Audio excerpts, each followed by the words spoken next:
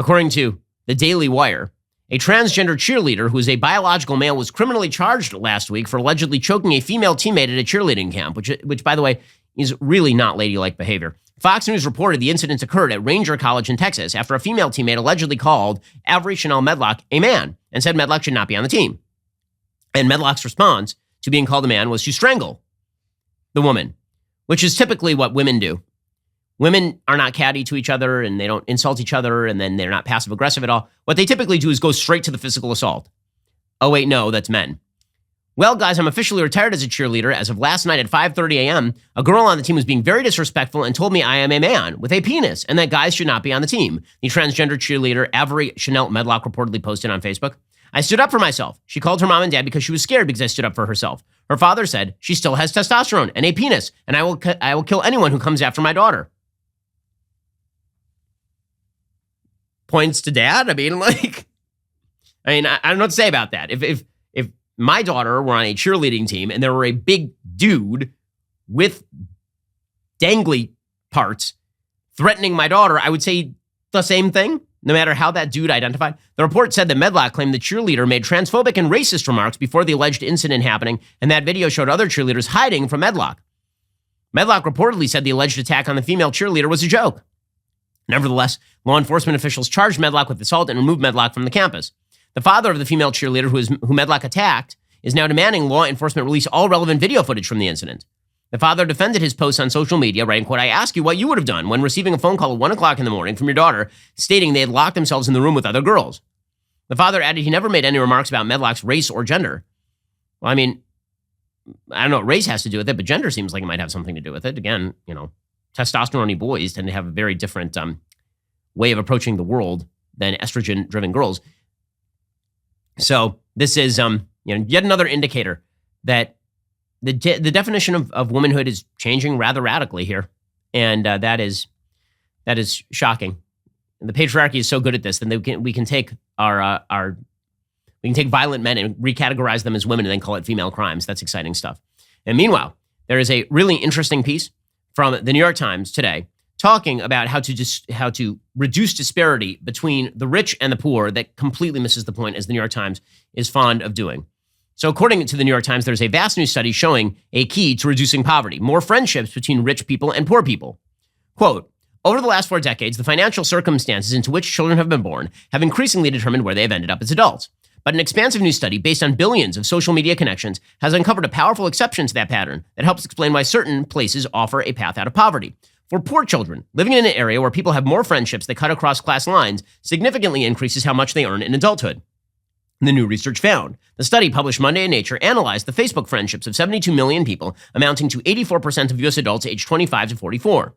Previously, it was clear that some neighborhoods were much better than others at removing barriers to climbing the income ladder. It wasn't clear why. The new analysis, the biggest of its kind, found that a degree to which rich and poor were connected explained why a neighborhood's children did better later in life, more than any other factor. The effect was profound. The study found that if poor children grew up in neighborhoods where 70% of their friends were wealthy, the typical rate of friendship for higher income children, it would increase their future incomes by 20% on average. These cross-class friendships, what the researchers called economic connectedness, had a stronger impact than school quality, family structure, job availability, or a community's racial composition. The people the study suggests open up opportunities, and the growing class divide in the United States closes them off.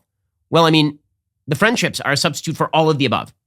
Okay, that's what's actually happening in this study. So it's not just that you have a Facebook friend who is rich. It is the reason that you have a Facebook friend who is rich is because you probably go to the same school as the rich kid. This is how kids make friends. Or he went to the same camp as the rich kid. Or he went to the same social group as the rich kid. And parents are friends. And the parents know each other. They went to church together. This is a social fabric study. When you destroy the social fabric, particularly for institutions that cross economic boundaries, then what you end up doing is isolating people in neighborhoods where the values are better or worse. Because as it turns out, rich neighborhoods tend to have better values for raising kids than poorer neighborhoods. Not because poor people are bad or something, but because there are certain preconditions to wealth in the United States that include things like 2-parent families, solid educational background, living in safe areas, right? Those things are the things that lead to success. So if you're a poor family and you take out an apartment in an area that has all of those things, of course your kid is going to be way better off than if you live in an area where no one has a dad in the home, where the schools suck, and where there are gunshots on the corner every night. And this is not surprising in any way, shape, or form. So I'm sure the New York Times is going to conclude that this is about the evils of the rich not making friends with poor people. That's not what this is about at all. What this is about is that the nature of a social fabric includes many of the factors that are necessary to social success. When you kill a church, which is a great way for people who are not rich to hang out with people who are rich, and people who don't have, for example, two parents to hang out with people who do have two parents and go to church camp together and share values together and learn the ladders of success, well, of course those kids are going to do a lot better. According to the New York Times, the rate at which low-income Americans form cross-class friendships varies widely across the country. That matters for children. So where exactly are there a lot of cross-class friendships? Well, apparently, it looks like it is significantly more common in, for example, the Northeast. It is significantly less common across places in the South. Researchers already knew that poor children who grow up in richer places generally earn more as adults, but even in neighborhoods with similar incomes, some places enable much more income mobility than others. Why? Well, the new research has an answer: economic connectedness. In places where poor people have more rich friends, outcomes are better.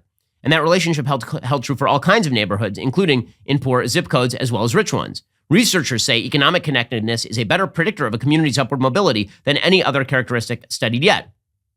Raj Chetty, economist at Harvard, he does really solid social science work, really interesting stuff. He says growing up in a community connected across class lines improves kids' outcome and gives them a better shot at rising up out of poverty. The findings show the limitations of many attempts to increase diversity: school busing, multifamily zoning, affirmative action. That is not going to actually increase opportunity. It matters whether they form relationships. So any activity that actually exacerbates class divides, affirmative action does this, for example. Busing does this because it makes people feel not like friends, but like enemies. What you actually need is people involved in institutions that foster friendships. Most of the institutions that the left is focused on ruining right now. People interested in creating economic connectedness should equally focus on getting people with different incomes to interact, says Professor Johannes Strobel of NYU. Social capital, the network of people's relationships and how they are influenced by them, has long intrigued social scientists. The first known use of the phrase was 1916 by L.G. Hanafin, a school administrator in West Virginia. Since then, researchers have found that ties to more educated or affluent people starting in childhood can shape aspirations, college-going, and career paths. The new study is the first to show that living in a place that fosters these connections causes better economic outcomes, using a significantly larger data set than other studies covering 21 billion Facebook friendships. For each low-income Facebook user, the researchers determined where the person was currently living and how many high-income friends they had. That gave them a measure of how economically connected each neighborhood was. Then they compared the new data with earlier research that used tax records to measure how much a particular neighborhood raised low-income children's economic prospects. All of the analysis had the same result. The more connections between the rich and the poor, the better the neighborhood was at lifting children from poverty. Which again, all of this makes perfect sense. All of this makes absolutely perfect sense. It is what you do in your church. It's what we do in our synagogue. There are people who are less well off in our synagogue. And the kids know each other, and they hang out with each other. And the parents know each other and share similar values. So of course their kids are going to do better. Other kinds of social capital matter too, like rates of volunteering in a community and friendships with people from similar backgrounds. The new study shows even in places lacking in other kinds of social capital, an increase in cross-class relationships is enough to benefit children's economic prospects. So what does this mean?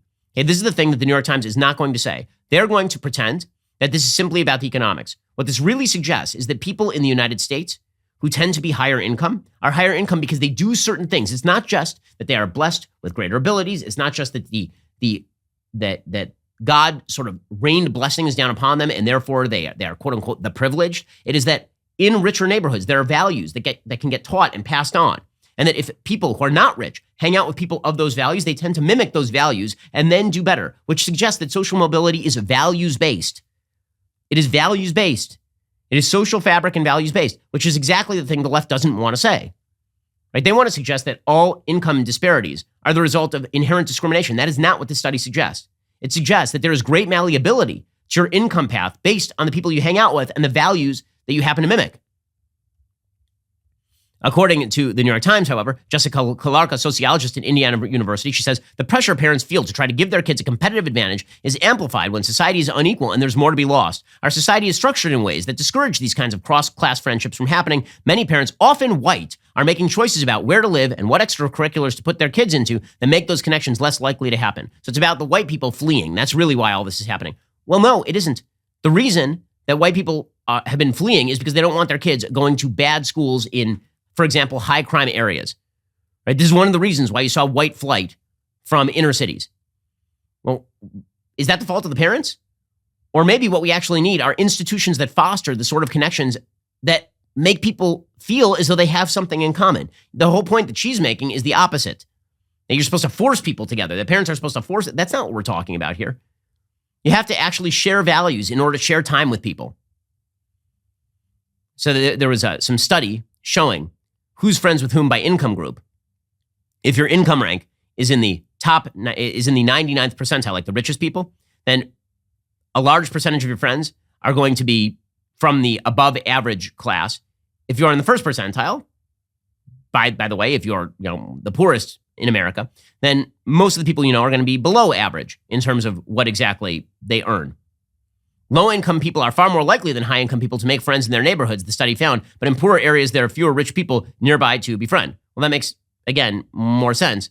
High-income people travel a lot more. High-income people, oddly enough, have sometimes fewer social connections in the areas where they do live. But the fact that if you want people to mimic other people, you actually need them to hang out in the context of the common culture and the common institutions that the left is consistently undermining, that's the solution. The solution is precisely the institutions that the New York Times really, really doesn't like.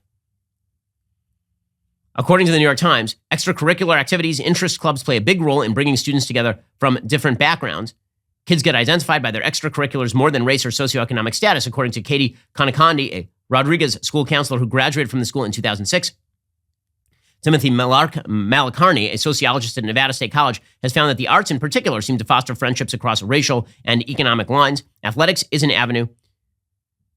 Also, scoring well on the SAT are common. So if you share common goals, again, none of this should be particularly surprising. The only thing that is surprising is that it takes studies to demonstrate what we have already known, which is that institutions that foster a common set of values, and those values tend to lead to success for large percentages of the community, likely rise the boat for everybody else. And when you destroy those institutions, you destroy the social fabric that is necessary to actually create a thriving society for everyone, including the people at the bottom rungs of the economic ladder.